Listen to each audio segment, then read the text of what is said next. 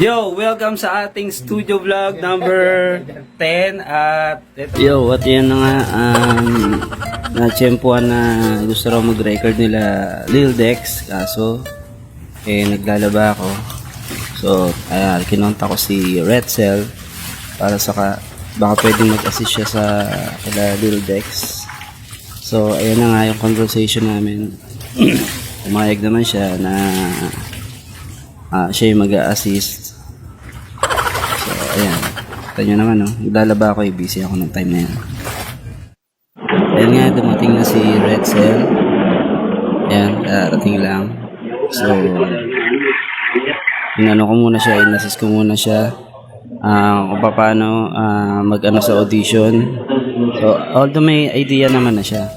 So, balik tayo sa, dyan sa aking labahan. Pero nandun na si Red Cell at maya-maya ay dumating na sila. Sila Lil Dex, si Tetsu at si Jepoy. Ayan, nagpa-practice si Jepoy. Kita nyo naman. So, nag-record na sila. So, maya-maya, nung alam kong nandun na sila, pumasok na ako. Kaya. Yo, welcome sa ating studio vlog number 10. At ito, may mga mag-record dito. At ito, si Lil Dex, kung natatandaan nyo pa yan. Kaya subukan mo lumaban ang malaman ng lahat. Makikita mo lupit ko, tutupi kayo lahat. Makakalaban ko, nasa akin di nakalamang. Maliit nga lang ako, pero ako'y kumapas lang. Ang bata ngayon, maraming beses ko na nakasama yan sa Lyrico Family. At talagang nung bata pa yan, napakahusay talaga niyan. Baka nyo kung ano yung record nila. Kasama pala natin yung dalawa, si Jepoy at Tetsu. Oh yeah. Mamaya mapapakinggan natin kung ano yung magiging outcome nung record nila. Okay. Balik tayo sa ating labahan.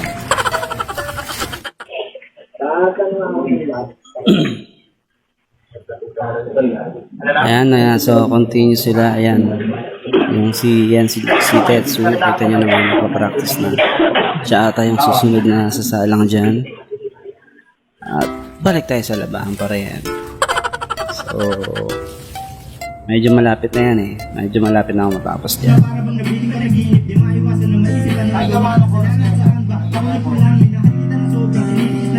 Para madali lang naman siya eh. No? Yung ano niya. Yung gawa ng ano. Hindi mo yan, nung hindi ako matikaw. Ito. May kulang yung oras na rin. May natin. Problema na dumating, lagi kitang kasama, kaso biglang nagbago ang takbo. Iningatan, minahal ka ng gusto, nasugatan, nalamatan ng puso, kasi may iba ka nang ginugusto. Diyos ko, salamat dahil natutunan kong magparaya. Nagising na ako sa katotohanan na ang sarili ko ay dinadaya. Naging madaya man ang kapalaran. Pakiramdam ko naging madaya at naging mapaglaro itong tadhana. Sa pag-iibigan nating dalawa, bakit kailangan pang umabot na ako ang magparaya? Yoko nang isipin, pero kailangan ko nalang tanggapin na di mo na ako kayang mahalin. Salamat sa mga panahon at pagkakataon na nagawa rin naman kita, di man napasayahin.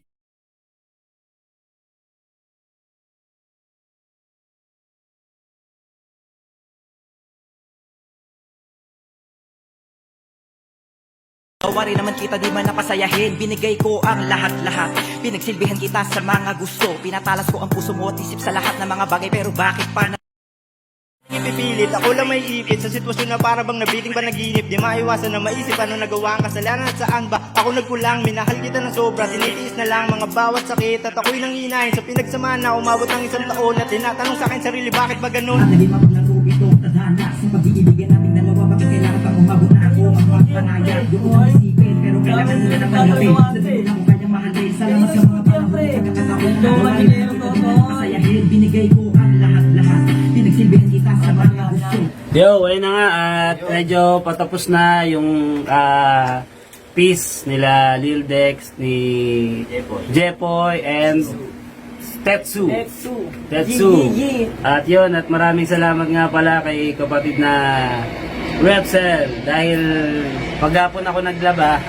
So, dahil ayun, humingi ako ng tulong, baka pwede mag-assist dito. So, ayun, in-assist niya naman sila. So, may bayad naman, may PF naman yan, don't worry. Ayun, so, papakinggan natin, i-mix down lang din natin to at papakinggan natin ang buo. Medyo may kulang pa, may konti pang chorus. Pero madali na yun, di ba? Oo, madali na Siya lang bahala yan. doon. Madali na yun, pero papakita ko lang sa inyo yung konting preview lang sa ano to. Pero syempre, hindi ako maglalabas nun, sila maglalabas nun. Okay. Sila official na maglalabas nun. Pero, konting teaser lang. Yan. Okay lang ba yun? Lalabas mo, konti lang. Yung konting ano lang, yung konting kanta lang. Patikim lang. Alright, so hanggang dito na lang. See you in my next studio vlog. Alright, thank you. Cash out sa inyo lahat. Cash out sa inyo lahat. Dash Beats. DJ Prowl on the beat.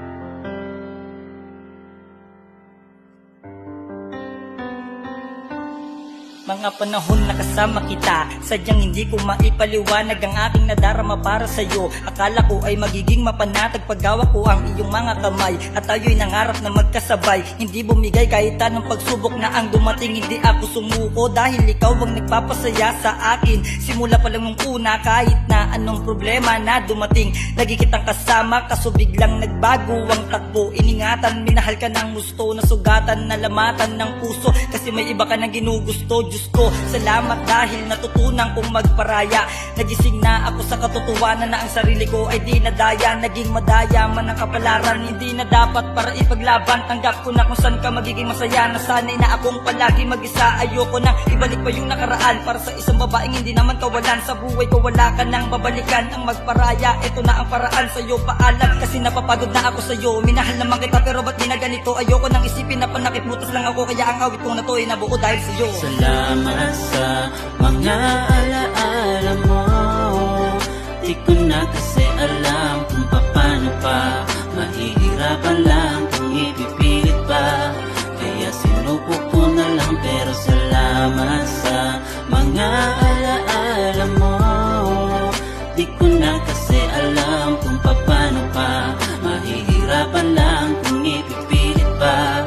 Kaya sinuko ko na lang. Pakiramdam ko naging madaya at naging mapaglaro itong tadhana. Sa pag-iibigan nating dalawa, bakit kailangan pang umabot na ako ang magparaya? Yoko nang isipin, pero kailangan ko na lang tanggapin na di mo na ako kayang mahalin. Salamat sa mga panahon at pagkakataon na nagawa rin naman kita, di man napasayahin. Binigay ko ang lahat-lahat, pinagsilbihan kita sa mga gusto. Pinatalas ko ang puso mo at isip sa lahat ng mga bagay, pero bakit pa natukso? Lubog ng gusto ang pag-ibig na inalay. Mula nang sa'yo ay mawalay, tinanggap ko sa sarili ko na di ka para sa'kin. Hanggat ako ay masanay, masaya ako kapag masaya ka, diba? Alam mo naman na ganun ako. Salamat na lang sa mga panahong naalagaan mo naman ako. Sa piling ng iba, sana matuto ka, ingatan ang sarili at magpakabuti ka. Mga nagdaang panahon para sa ating dalawa ay alaala na lamang at di na pwede pa na ibalik, sapagkat alam naman natin na hindi pumabor ang kapalaran. Kung sakaling ipipilit ay patuloy pa rin naman ako na pinangaralan ng tadhana na mapaglaro, dahil ang puso ko at isip ay tuluyan na nga naligaw. Sa mga panahon na dumaan ay pinaralan sa atin ng mundo na hindi ako at ikaw.